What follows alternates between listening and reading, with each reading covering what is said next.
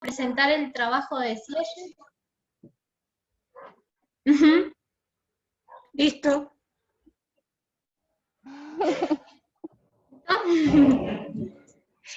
Somos las estudiantes Ramírez Joana y Pacheco Yanina del Instituto de Formación Docente número 12, Profesorado de Educación Inicial.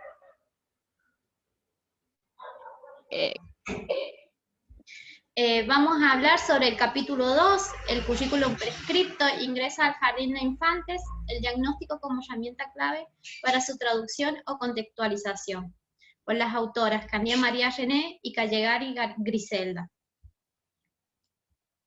Listo, profe. El diseño curricular prescribe qué debería ser enseñado con aquello que los niños realmente necesitan saber. Y como principal protagonista está el currículum prescripto y la presencia de 3 diagnósticos. El diagnóstico sociocomunitario, el diagnóstico institucional y el áulico. El currículum prescripto es el documento escrito, elaborado por la administración, es decir, por el Ministerio de Educación. Es una propuesta oficial, formalizada en un diseño curricular o en un plan de estudio.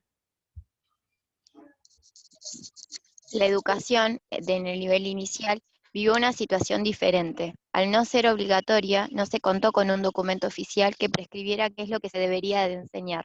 Recién a mediados del siglo XX es en donde se comienza a establecer la obligatoriedad, al menos para la sección de los 5 años. Y a partir de ahí es en donde comienzan a escribirse los primeros documentos oficiales. El currículum cuenta con 2 tradiciones. La primera tradición en el nivel inicial y la segunda tradición es que de la escuela primaria. En el nivel inicial, en el aula, se trabaja con el interés circunstancial de los niños, dado escaso o nulo peso a lo que se percibe que hay que enseñar. Dan cuenta de algunas expresiones las docentes cuando Nayan estuvimos todo el tiempo en el patio porque ellos lo eligieron, porque los niños lo eligieron. O también trabajamos mucho con plastilina porque ellos me lo pedían. El currículum oficial en el nivel inicial es un documento que se considera solo del discurso, y el papel del docente es que realizar una narración, luego, después al finalizar la clase, de las actividades realizadas. En la unidad también está apoya en el fuerte peso del modelo centralizador. Es un documento sagrado que hay que cumplir al pie de la letra, siendo el docente un simple ejecutor de las percusiones que se van planteando en él.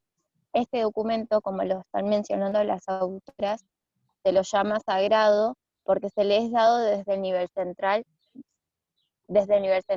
Cuando hablamos del nivel central nos referimos al nivel del Estado, que tiene la función de diseñar las políticas nacionales de la planificación, estableciendo las normas para que se puedan cumplir y que sea obligatorio.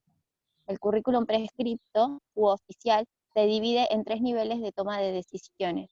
Primero, nacional o provincial; segundo, institucional; y tercero, áulico.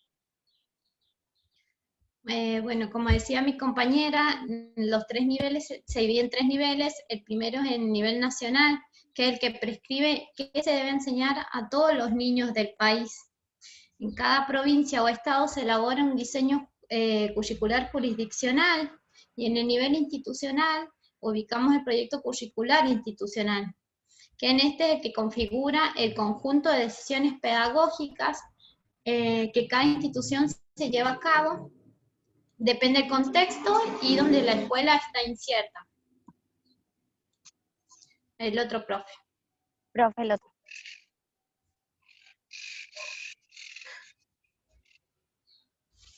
El diagnóstico como herramienta clave para la conceptualización del currículum es una apuesta que implica la puesta en diálogo desde este currículum. Se dice qué es lo que se debe de enseñar y qué es lo que deben aprender los niños y niñas concretos y reales que van a asistir al jardín. En consecuencia, son los 3 diagnósticos: sociocomunitario, institucional y áulico. Pero también permite obtener un conocimiento de la realidad física y el sociocomunitario sociocultural, a partir del relevamiento e interpretación de los datos. Bueno, el diagnóstico sociocomunitario es una lectura hacia el barrio y posee varias categorías. Se basa en recolectar datos y ordenarlo en categorías. Las categorías son la ubicación geográfica, que es saber dónde está ubicado el barrio, el nombre del barrio, en qué zona es, la infraestructura y el equipamiento, en qué vías de comunicación, si las calles son asfaltadas o de piedra, qué tipos de servicios tienen, qué electricidad, si tienen gas, si tienen desagües. Luego la urbanización, los edificios, qué tipo de edificios son, si hay edificios altos, bajos, espacios públicos, los espacios verdes, qué espacios libres hay, como un terreno baldío, qué tipos de comercio, qué fábricas hay.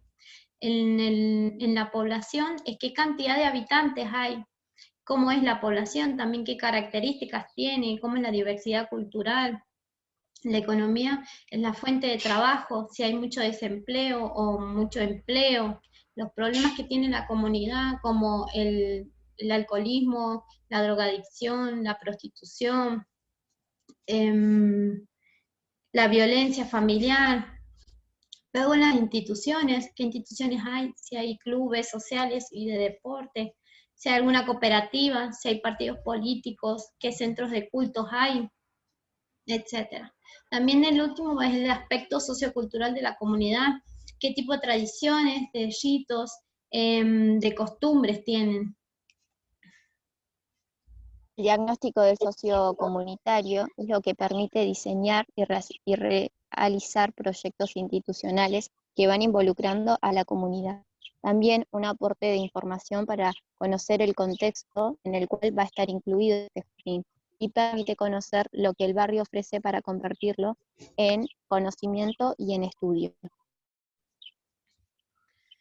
Bueno, como Yanni decía, se refiere a un proyecto institucional, es porque incluimos en el proyecto educativo institucional involucrando a los padres y a la comunidad. Y en esto las propuestas didácticas se desarrollan en el aula, e incluimos el proyecto curricular institucional. Por otro lado, se me había cortado. Por otro lado, el conocimiento del barrio permite aprovechar en el aula, como lo había mencionado antes, tomando al ambiente en clave de oportunidad para el aprendizaje y el conocimiento de la realidad sociocomunitaria, posibilitando una mirada más global y profunda para que los niños y las niñas que están asistiendo en ese mismo jardín tengan un reconocimiento sobre el barrio. Bueno, en el diagnóstico institucional es una mirada hacia el jardín. También es muy parecido al diagnóstico sociocomunitario, ya que hay que recolectar datos y ordenarlos en categorías para luego interpretarlos. Pero a este se llegan a las necesidades y a los problemas que tiene el jardín para tomar decisiones institucionales. Las categorías de este análisis son las categorías del jardín, pueden ser públicos o privados, y la cantidad de alumnos.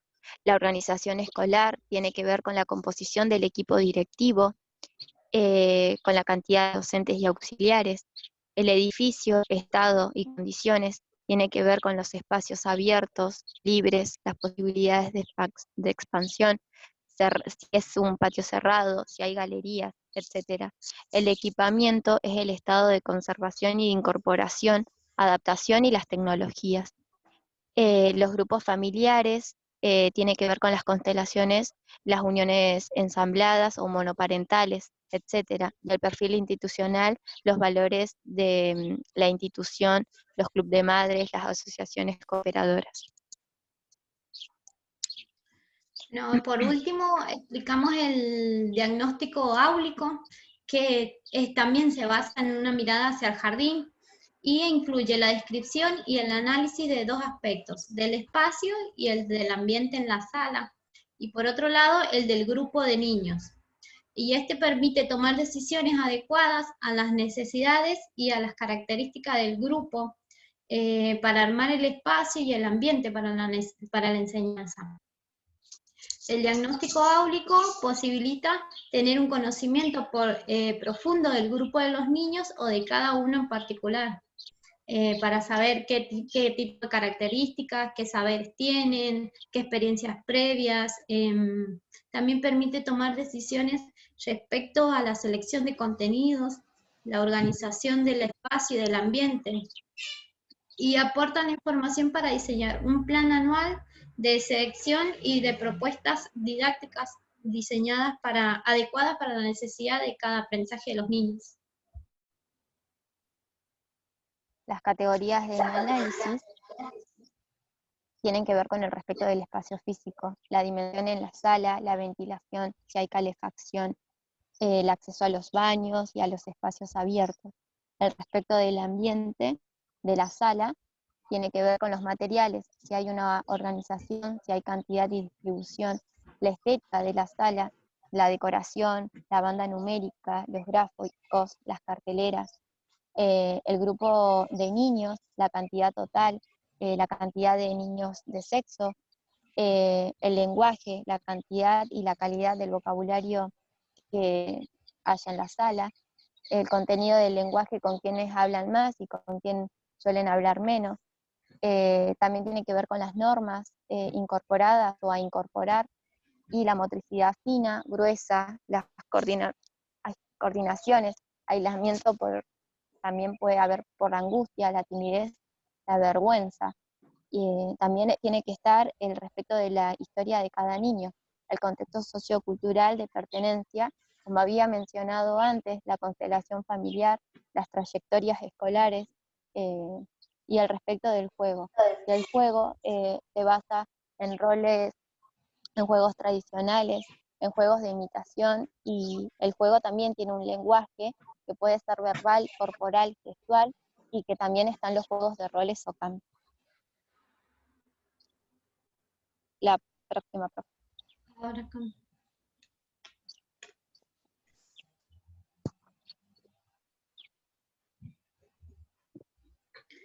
Bueno, ahora comenzaremos a explicar la segunda parte y vamos a hablar por las razones y las emociones de la planificación y el por qué y para qué planificar.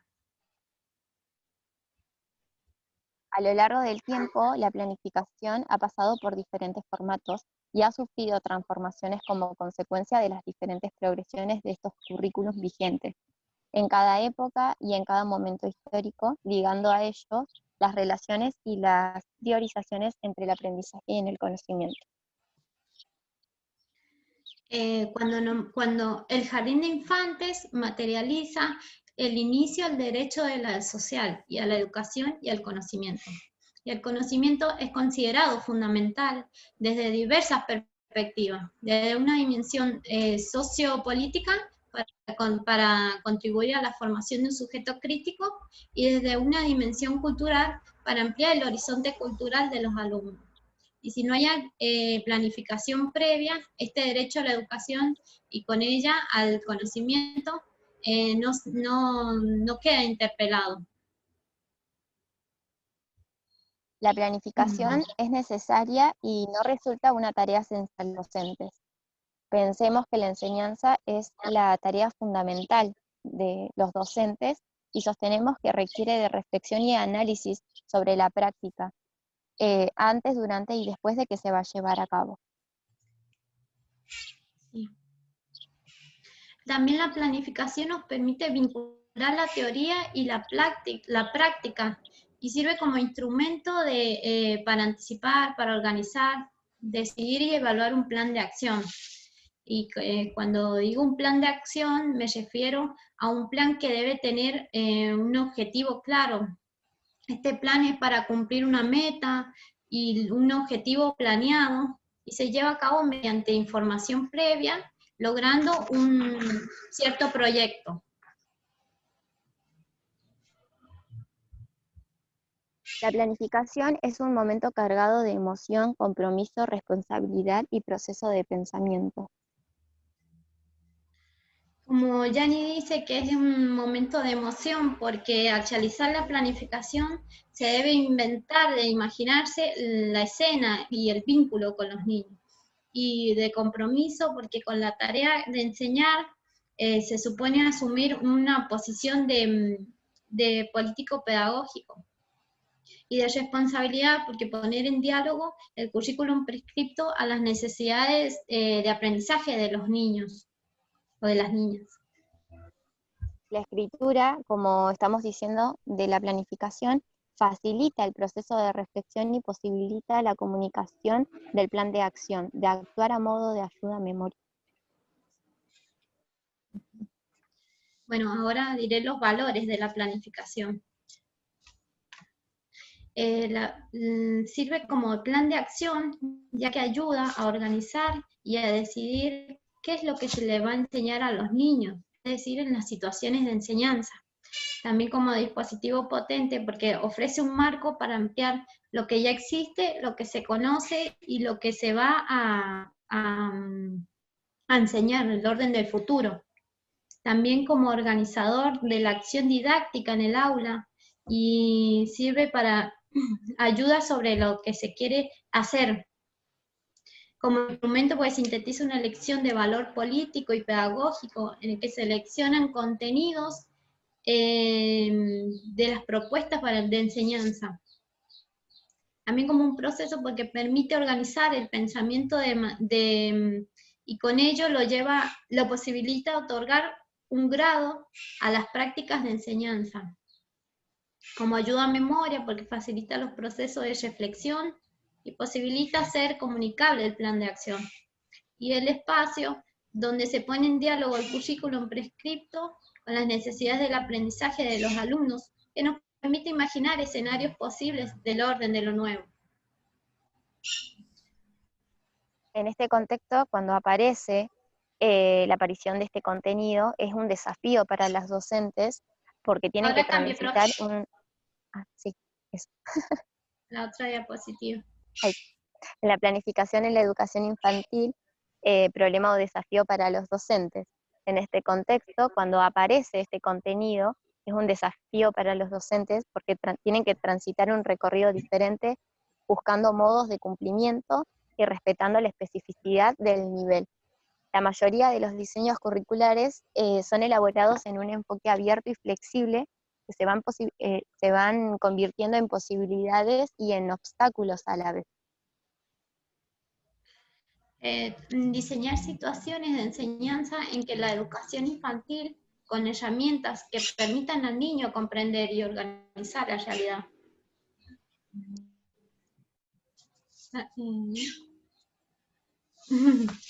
Diseñar situaciones de enseñanza. Hola. Planificar la enseñanza no es lo mismo que organizar un ambiente rico en materiales. Bueno, el docente ya no solo propone situaciones de enseñanza, sino que las construye en el encuentro con otros, con sus propias razones, pero también con sus propias emociones y con la de los demás. El docente deja ser un observador para pasar a pensarse como parte de integrante o actor y mediante otras personas como son los niños, las niñas, la arquitectura del lugar, la institución, los padres, la madre, el grupo de docentes, el grupo de niños también.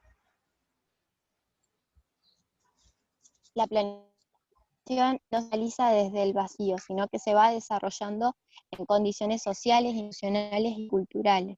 La planificación es un instrumento que se va a dar comunicación, es comunicativo, que permite darle información y la información La de otra los demás diapositiva, de lo profe. que se piensa enseñar. La otra.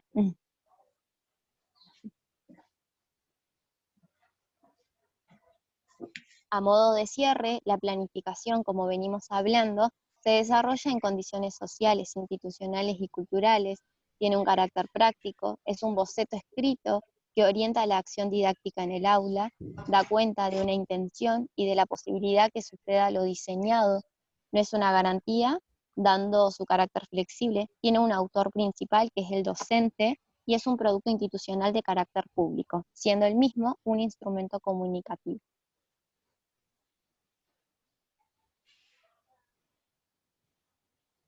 y ahí terminaría nuestro PowerPoint. Muy bien. A ver, ¿algún? Profe, Sí, Yani quería dar un ejemplo de la planificación, dale, genial. porque a ella le pasó Bueno, una situación. nosotros en primer año yo cursé acá en Plotier, y a nosotros el último tramo de práctica nos hicieron planificar y deberíamos de elegir un espacio sociocomunitario. Los profesores solamente cumplían el rol de solamente mirarnos. Nosotros teníamos que planificar y ver con qué desafío nos íbamos a encontrar en el grupo. Así que hicimos una planificación y nosotros elegimos un barrio que es cerca de la Barda de acá de Plotier, en donde la mayoría de los niños no asisten a la escuela. Entonces nosotros llevamos una propuesta y cuando pusimos las cosas en la mesa, nos dimos cuenta de que pasaba esto y se armó un conflicto porque los nenes peleaban mucho y era como que nosotras no sabíamos qué hacer y no pensamos rápidamente en que deberíamos de haber llevado una planificación previa. O sea, deberíamos de haber tenido 2 planificaciones. Así que a partir de ahí, nosotros para la siguiente planificación, era como que pensábamos llevar una idea y a su vez llevábamos otra. Entonces veíamos, si no funcionaba una, tratar de enganchar enseguida la otra para que podamos llegar nosotros a la planificación que habíamos planteado. Entonces cuando empezamos a trabajar esto de charlar la planificación, eh, habla de que el docente es el principal, Sí. o sea, hay que hacerlo con Y que emoción. además hay que Tenemos que, tener sí o sí como un plan B, como otro plan para ahí nomás recurrir a ese. claro, entonces para poder transformar y buscar el lado positivo de eso. Así que bueno, yo le contaba a Joana esa situación de que yo había tenido esa experiencia con la planificación y ahí es cómo nos desafía a nosotras, o sea que nos paramos así como decir, ¿qué hacemos? ¿Seguimos adelante con la planificación o nos retiramos del espacio? Y teníamos que estar un mes haciendo la planificación, así que era como, wow, éramos todos los sábados, nosotros nos juntábamos el viernes a planificar, cursábamos hasta las 8, así que de las 8 a las 12 de la noche planificando. El sábado nosotros íbamos al lugar donde habíamos elegido nuestra intervención, y a partir de cuando nosotros salíamos, hacíamos como nuestra hoja de ruta de a ver, ¿qué te pareció a vos? ¿Qué viste? ¿Qué no viste? ¿En qué podemos cambiar? A mí me cuesta mucho el tema de poner los parate a los niños, entonces yo le decía, no puedo decirle que no al nene como, bueno, necesito que me ayude, yo me toco el pelo y necesito que me ayudes, entonces era como que entre todas éramos nos íbamos buscando las estrategias, de cómo teníamos que hacer para que poder llegar a cumplir, y el profe no intervenía, él solamente nos miraba así, de brazos cruzados, y nosotros le decíamos, profe, ayúdenos, y él decía que no, él nos daba la charla después en la clase, así que fue como bastante desafiante, pero a mí cuando empezamos con el tema de la planificación se me hizo un poco como más fácil de poder engancharlo porque ya lo había vivido el año pasado. Eso era como una anécdota que quería contar de lo que nos había pasado, que yo en un momento dije, no quiero estar con niños. Dije, Ahora, ¿qué es lo que habían planificado? En realidad, vos decís que no, en la primera instancia no lo habían puesto por escrito. ¿En nosotras el año pasado? Sí. Digo, para analizar ese ejemplo que vos tomaste. Bueno, era en la época en esta altura, pero ¿qué pasaba? El año pasado había viento todos los sábados, no sé por qué, pero teníamos una yeta, era todos los sábados viento horrible. Entonces, nosotros habíamos llevado cartoncitos cortados, lana, hilos, todo, para que ellos dibujaran un árbol y con el dedo, bueno, como eran diferentes edades en ese grupo, entonces no podíamos pensar, eran de 3 a 11 años, entonces dijimos, bueno, llevemos esa propuesta para ver a través del juego, como hablábamos acá, se desencadenan un montón de cosas, hay un montón de lenguaje. Entonces, ¿qué pasa? Se levanta viento, vuela el cartón de uno de los niños y se entran a pelear. Entonces yo intervengo como diciendo, no te enojes, no, pará, tranquilo. Me sacó mi cartón, empezaron a discutir, bueno. Entonces, ¿qué hicimos? O sea, yo hice, me dirijo a que manejaba el espacio y le pregunto, ¿el niño está sufriendo algún tipo de violencia o algo? Porque era como que empezó a pegarle al cartón, como que estaba muy enojado, entonces nos empezó a contar la situación que el niño estaba viviendo. Entonces, a través del juego, nosotros, del lenguaje que él dio, nos dimos cuenta que él estaba pasando por un momento muy fuerte en su familia.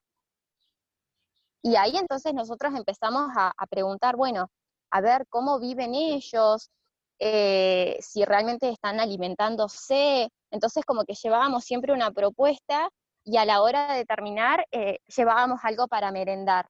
Entonces compartir y ahí entre charla y charla nos íbamos dando cuenta. Eso nos pasó la primera vez pero era no sé, nos frustramos tanto porque fue como, no nos salió la planificación, no, nos enojamos mucho con nosotras.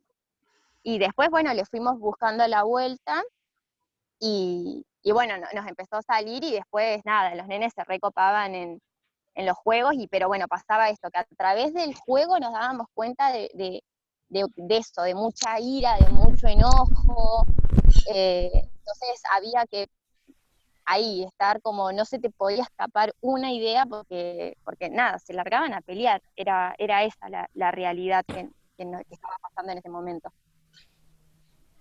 Y después, bueno, empezamos a charlarlo con el profe y el profe nos empezó a dar herramientas y decía, bueno, traten de buscar un plan B, decía, y vemos. Así que bueno, sí, una vez hicimos el plan B y nos funcionó. Porque ellos era toda agresión. O sea, agarrábamos una pelota y era, ¡ay, te va la pelota! ¡Pah! Un golpe así. Y era como, no, chicos, o sea, yo no podía retarlos y era como, no, nos frustrábamos. Así que bueno. Ahí, después nos salió, pero bueno. Usted le preguntó, profe, y no para más. No, pero porque quiero que se entienda. No, que en realidad no es que uno tenga que ir con 5 planificaciones cuando las va a llevar adelante, sino lo que tiene que pensar son en distintas variables. Bueno, pongo en acto esta, no funciona, bueno, pruebo por este otro lado. Y otra de las cuestiones, nada, que escuchándote se me ocurre que tal vez una de las variables que ustedes no tuvieron en cuenta, y ya te digo, muy alejada de la práctica esa en sí misma, es la edad de los chicos. O sea, son intereses tan distintos, vos me hablaste de 3 a 11, que obviamente iba a ser muy complejo poder encontrar una actividad que los involucrase a todos. Entonces, si ustedes eran más de una, tal vez hubiese estado bueno dividirlos por intereses comunes. ¿Se entiende? Así sea la propuesta fuese la misma. O sea, si pensáramos, qué sé yo, vos me hablabas de un árbol, ponele que el contenido que ustedes querían trabajar estaba vinculado a, no sé, la primavera. Bueno, pero ver en relación a ese contenido en las distintas franjas etarias cómo se puede llevar adelante, porque no es lo mismo una propuesta que vos le puedas hacer a un niño de 11 que a uno de 3. Digo, tomando el ejemplo que vos trajiste, ¿no? Eso, pero eso te lo eso da. es lo que hicimos después al final. Claro, eso ¿qué es lo que te da? Los dividimos en grupos. Claro, pero esas herramientas te la dan 2 cosas fundamentalmente. En primer término, y una de las cuestiones que es sumamente importante cuando uno planifica es la observación. La observación en sí misma, el poder ver a esos niños en acto, no teniendo que ser ustedes las que tienen a cargo el grupo. Eso en primer término, para ver los otros qué es lo que hacen con ese grupo, como para poder ustedes retroalimentarse de esa experiencia, ¿sí? Y después la misma experiencia, esto que vos decías, la primera le fue mal, bueno, la segunda le fue un poco mejor, pero ¿por qué? Porque tenían Y esta es otra de las cuestiones sumamente importantes en la planificación, que es volver sobre aquello que escribieron, volver sobre qué pensó cada una de ustedes y volver a mejorar esa propuesta. Chicas, se corta, volvemos. ¿Sí? Bueno.